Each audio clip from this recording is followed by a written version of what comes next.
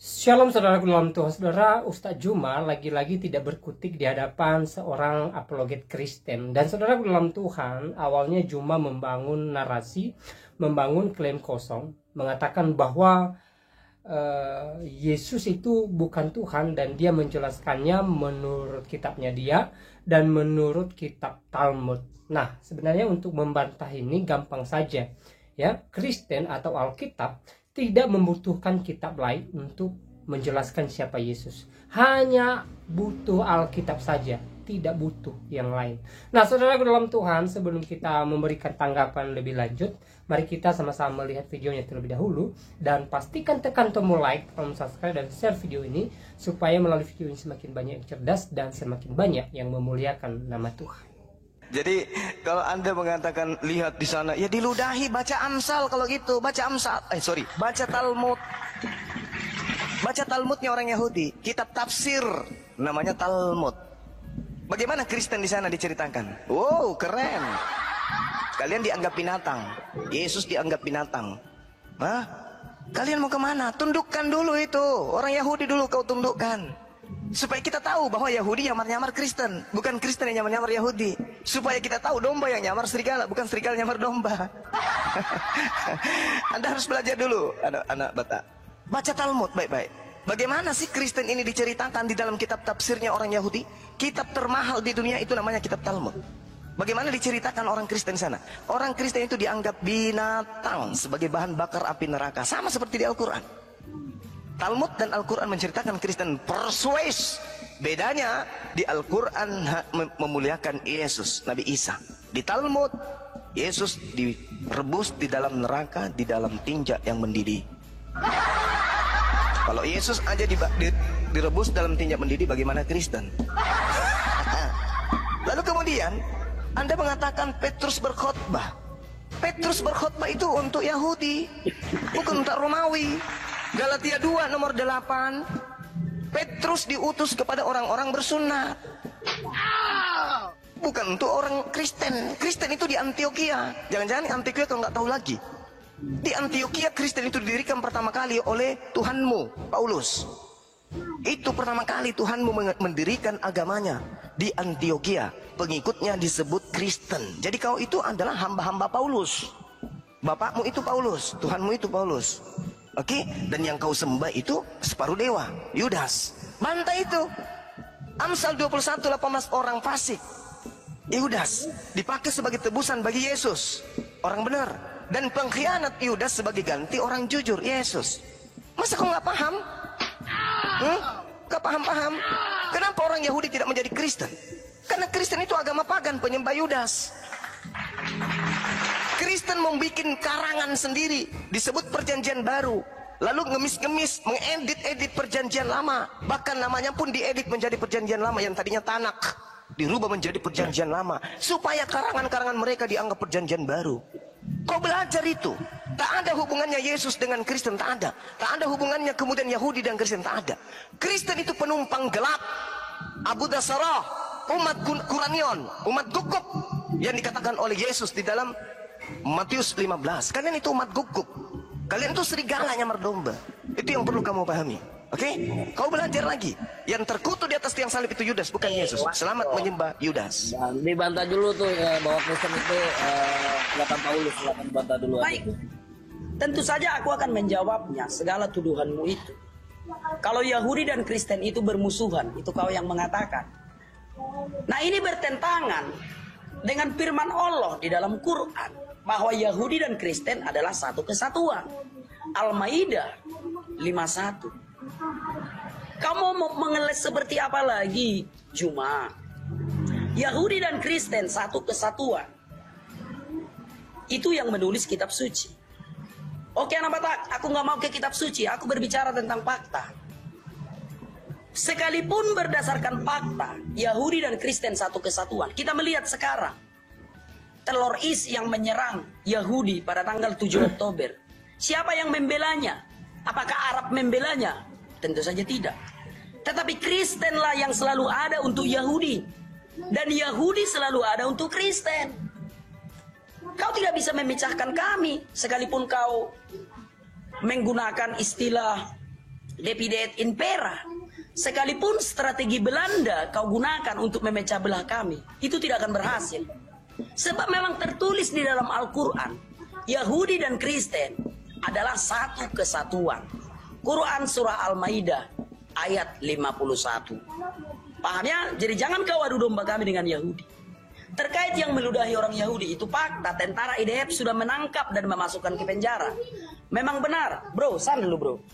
Dan memang benar, satu orang dibebaskan karena tidak terbukti. Artinya Yahudi dan Kristen satu kesatuan. Semoga kau paham. Yang membantah tentang keselamatan dari Allah hanya iblis, bro. Agama Buddha tidak pernah membantah keselamatan dari Allah. Apakah agama Buddha pernah memprotes tentang penyaliban itu? Enggak akan pernah. Apakah agama Hindu pernah memprotes tentang penyaliban itu? Enggak pernah. Barulah ketika iblis yang di dalam goa menyampaikan ajarannya. Baca 2 Petrus 2 ayat 4. Malaikat yang di dalam goa itu adalah iblis, sebab hanya iblislah yang tidak senang dengan keselamatan yang dibawa oleh Tuhan Yesus. Maka kawan-kawan, selidiki agamamu apakah berasal dari malaikat yang di dalam goa. Kalau berasal dari malaikat yang di dalam goa, itu yang memberikannya adalah iblis, sesuai dengan yang tertulis di dalam 2 Petrus 2 ayat 4. Sekarang saya bacakan dalilnya. Kalau Allah tidak menyayangkan malaikat-malaikat yang berbuat dosa dengan melemparkannya ke dalam neraka, lalu menyimpannya di dalam goa yang gelap untuk menyimpan mereka sampai hari penghakiman, maka kawan-kawan jangan bertapa ke dalam goa. Kalau kawan-kawan bertapa ke dalam goa, akan ditangkap oleh iblis. Silakan. Silakan Bang Juma, gak ngebantah dia Kristen buatan Paulus. Silakan Bang Juma. Ya tidak mungkin. Yang lucu itu, jangan pisahkan kami dengan Yahudi. Allahu Akbar. Tuhannya aja beda, agamanya beda, pusat keagamaannya beda, kitabnya pun beda. Jangan pisahkan kami dengan Yahudi. Mau muntah ku dengar, bikin malu. Allahu Akbar. Jadi di dalam Al-Quran dikatakan bahwasanya orang Nasrani itu tidak memiliki suatu pegangan, kata orang Yahudi. Dan orang-orang Yahudi pun berkata, orang-orang Nasrani pun berkata, orang-orang Yahudi itu tidak memiliki suatu pegangan. Padahal mereka membaca kitab. Ini yang diterangkan oleh Al-Quran. Al-Ma'idah ayat 51 itu tidak seperti itu. Yang dikatakan dalam Al-Ma'idah, ya ayyuhalladzina amanu la tattakhizul yahuda wan nasara awliya. Jangan kau mengambil orang Yahudi atau Nasrani sebagai teman setiamu. Jangan kau jadikan mereka sebagai pelindung, jangan kau jadikan mereka sebagai pemimpin. Mereka satu sama lain itu melindungi. Barang siapa di antara kamu menjadikan mereka teman setia, maka sesungguhnya dia termasuk golongan mereka. Sungguh Allah tidak memberi petunjuk kepada orang-orang yang zalim. Dalam hal duniawi mereka saling melindungi. Itu betul. Yahudi Kristen itu saling melindungi dalam hal duniawi. Tapi dalam hal agama, itu tak akan pernah bisa. Makanya Al-Quran mengatakan mereka akan saling membenci sampai hari kiamat. Yahudi dan Nasrani akan saling membenci sampai hari kiamat. 2000 tahun bro. Kalian tidak pernah satu tempat ibadah. Kalian tidak pernah sepakat Yesus itu siapa menurut Yahudi, Yesus itu siapa menurut Kristen. Orang Yahudi tidak pernah beribadah di gereja. Orang Kristen haram hukumnya masuk ke bait sucinya orang Yahudi. Nggak boleh, ditendang, disepak pantatnya. Nggak boleh, karena orang Kristen itu najis, haram menurut orang Yahudi. Kalau dari segi politik, dari segi ekonomi, oke, kalian saling melindungi, nama juga siasat. Tapi kalau dalam segi agama, kata Tuhan kami, kalian saling membenci satu sama lain. Coba, kau bawa patungnya Yesus kemudian ke tempat ibadahnya orang Yahudi, kalau kau tidak diinjak-injak mulutmu. Jadi tak ada itu. Yang masuk ke dalam goa itu mayat, begitu keluar jadi Tuhan. Ayo. Yang kamu baca itu 2 Petrus 2, baca ayat 1 nomor 2 dan nomor 3-nya baca. Jangan langsung ke 4. Yang dimaksud di situ adalah nabi-nabi Yerusalem, nabi-nabi palsu dari Yerusalem. Jadi Yerusalem mengeluarkan mayat dari goa jadi Tuhan. Ah, itulah ajaran setan, menyembah Yudas. Hancur kau. Silakan. Habis ini sekali lagi, habis itu kita tiktokan ya.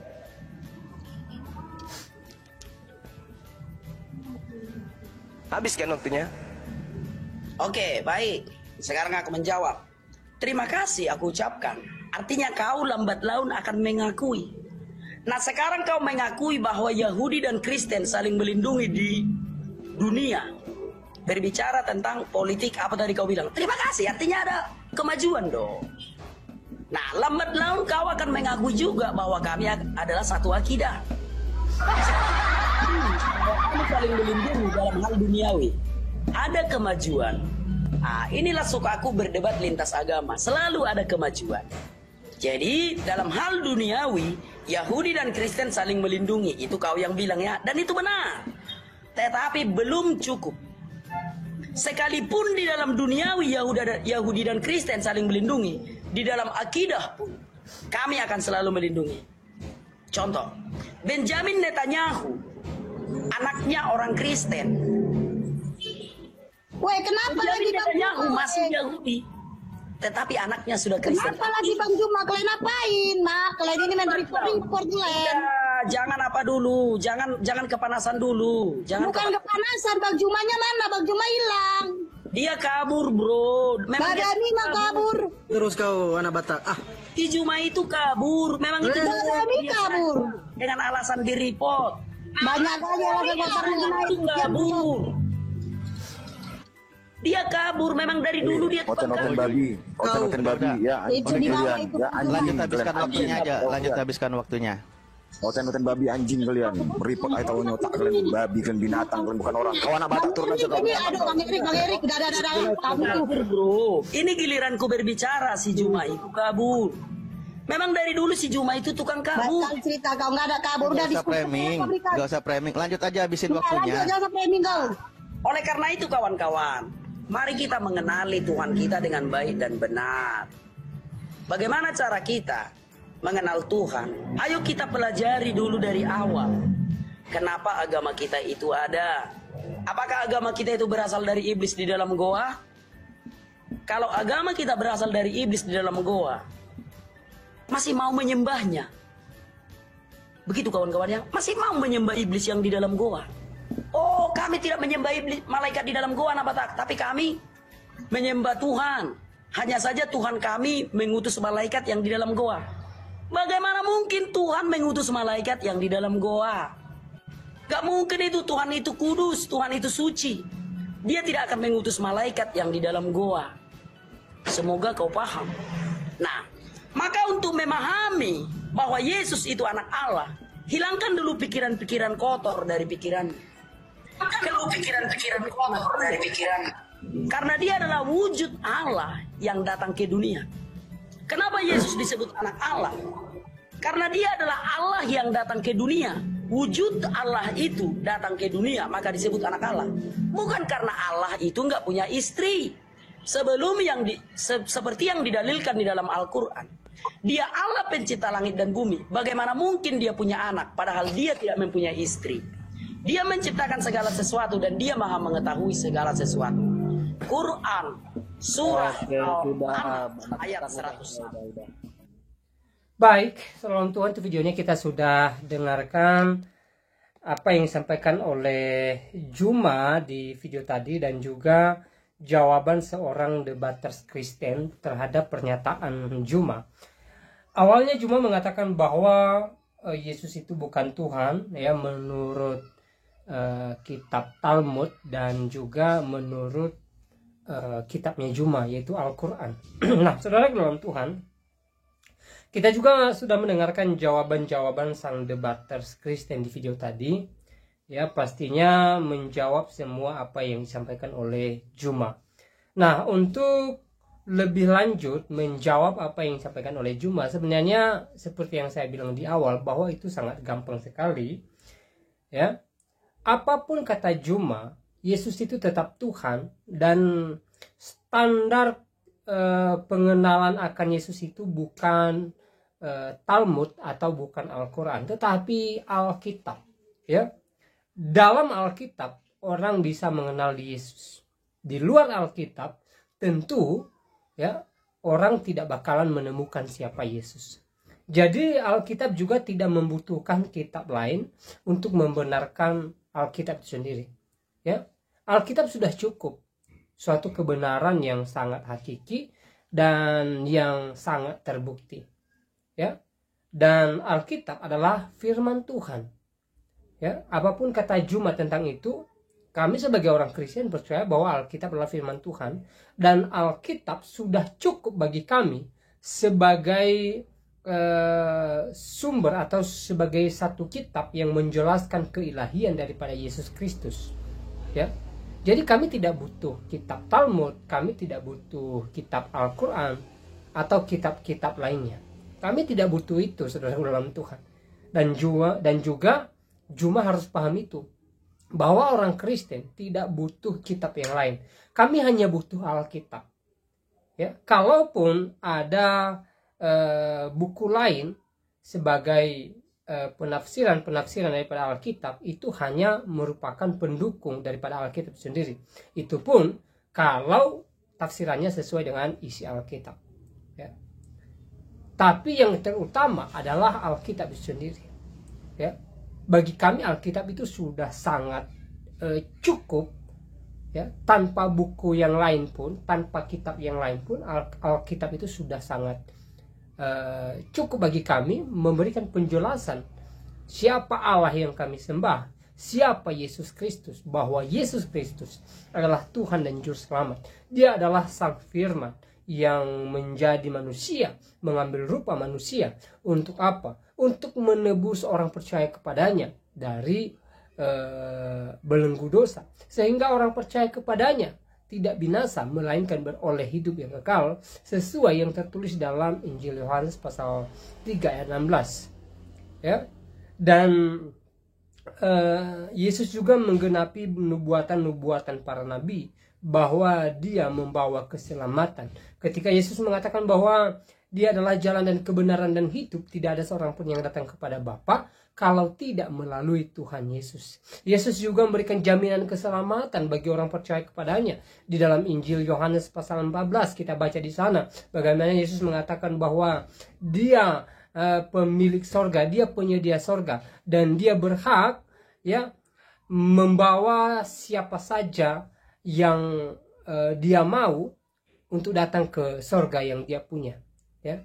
Dia berkata kepada murid-muridnya, aku pergi kepada Bapa untuk menyediakan sorga bagi kamu. Ada jaminan keselamatan yang telah diberikan oleh Tuhan Yesus. Dan bagi kami itu sudah sangat cukup. Kami tidak butuh yang lain. Ya, kami tidak butuh pembenaran lain selain daripada Alkitab, gitu loh. Jadi percuma kalau Juma banggakan kitabnya dia dan menjelaskan tentang Yesus. Percuma. Ya. Kalau kemudian Juma percaya Al-Quran sebagai firman Tuhan, kami tidak bisa membantah itu kan imannya Juma. Silahkan saja, itu sah-sah saja. Ya. Kalau kemudian Juma mengatakan bahwa kitab Talmud itu kitab termahal dan menjelaskan tentang Yesus ini dan itu, ya silahkan saja kalau Juma percaya hal itu.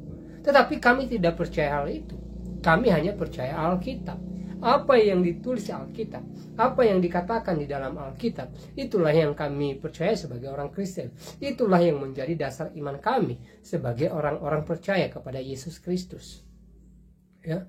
Jadi sekali lagi saya tegaskan bahwa kami tidak butuh kitab lain. Ya.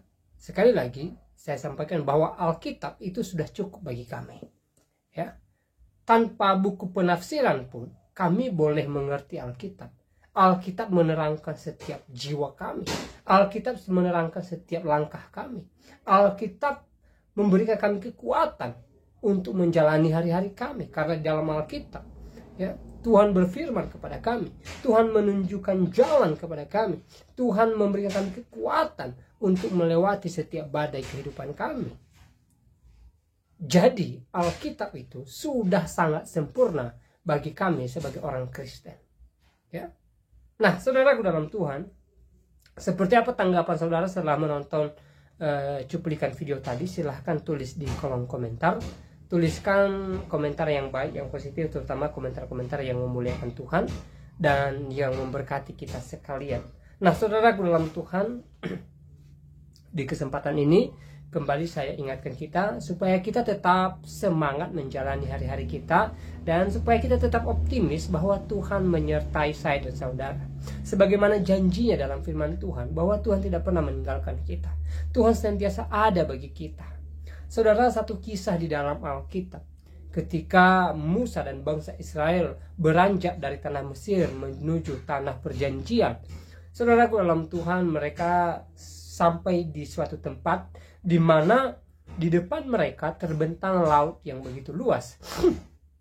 Dan di belakang mereka ya ada prajurit-prajuritnya Firaun beserta Firaun mengejar bangsa Israel. Saudara dalam Tuhan, dalam keadaan itu mereka terjepit. Bahkan Alkitab mencatat bahwa bangsa Israel bersungut-sungut kepada Musa. Mereka tidak terima keadaan itu. Mereka dalam kecemasan, mereka dalam ketakutan, saudaraku dalam Tuhan. Ya. Tapi apa yang dilakukan oleh Musa? Dia berseru kepada Tuhan, dan Tuhan mengatakan kepada Musa, angkatlah tongkatmu dan belah laut itu. Saudaraku dalam Tuhan, tidak semudah membalikan telapak tangan. Ternyata ya, butuh semalam-malaman ya, Musa berseru kepada Tuhan, Musa berdoa kepada Tuhan, Musa mengangkat tongkatnya ya, sebagai tanda berserah kepada Tuhan. Ya. Musa tahu kalau keadaan ini sangat mendesak dan mereka tidak bisa memecahkan persoalan saat ini tanpa campur tangan Tuhan. Ya. Dan nilai rohaninya terletak ketika Musa berdoa semalam-malaman. Saudaraku dalam Tuhan, bayangkan bangsa Israel sudah cemas, sudah bersungut-sungut, sudah menyalahkan satu sama lain, sudah bahkan Alkitab mengatakan bahwa ya Musa mau dikeroyok, saudaraku dalam Tuhan ya. Musa mau dibunuh. Ya, artinya bahwa bangsa Israel sudah gelisah ya. Ya. Kegelisahan mereka sudah sangat hebat sekali. Ya. Dan pastinya semalam-malaman mereka bersungut-sungut kepada Musa. Dan saya percaya bahwa ketika Musa berdoa pun bangsa Israel tetap bersungut-sungut, tetap menyalahkan Musa dalam Tuhan. Tapi luar biasanya ya, hal itu tidak mempengaruhi iman daripada Musa. Alkitab mencatat bahwa dia berdoa semalam-malaman. Dia mengangkat tongkatnya semalam-malaman. Walaupun di belakangnya bangsa Israel bersungut-sungut, bangsa Israel sudah cemas, bangsa Israel ketakutan, bangsa Israel marah-marah dan lain sebagainya. Ya. Saudara dalam Tuhan, kalau kita di posisi Musa mungkin kita tidak tahan. Jangankan sebanyak bangsa Israel waktu itu, 1-2 orang saja ya, bersungut-sungut bahkan satu malam, saudara dalam Tuhan. Pastinya ya, Musa bisa saja marah gitu loh. Doa Musa bisa saja batal gitu. Tapi tidak, Musa tetap berserah diri kepada Tuhan. Musa tetap mengandalkan Tuhan. Musa tetap percaya akan kuasa Tuhan. Dan Alkitab mencatat bahwa dia berdoa semalam-malaman, dia mengangkat tongkatnya di hadapan Tuhan sebagai tanda berserah kepada Tuhan. Dan akhirnya apa? Ketika Musa mengulurkan tongkatnya di atas laut Tiberau, maka Alkitab mencatat bahwa laut itu terbelah menjadi 2, dan di tengah-tengah laut itu bangsa Israel berjalan. Ya, bangsa Israel boleh melihat kemuliaan Tuhan dan kemenangan menjadi milik mereka. Iman seorang Musa menyelamatkan bangsa Israel. Ini sangat luar biasa dalam Tuhan. Begitu juga dengan kita. Saya percaya bahwa ketika kita menjadi orang yang senantiasa berserah kepada Tuhan, ya, Tuhan senantiasa ada bagi kita, Tuhan senantiasa ada menolong setiap kita, dan pertolongan Tuhan tidak terlambat, ya, tidak pernah terlambat bagi setiap kita yang berharap kepadanya. Hal yang terpenting adalah kita berserah kepada Tuhan dan juga kita taat akan firman-Nya. Saudara dalam Tuhan, semoga video singkat ini memberkati kita dan Tuhan Yesus memberkati kita semua. Shalom.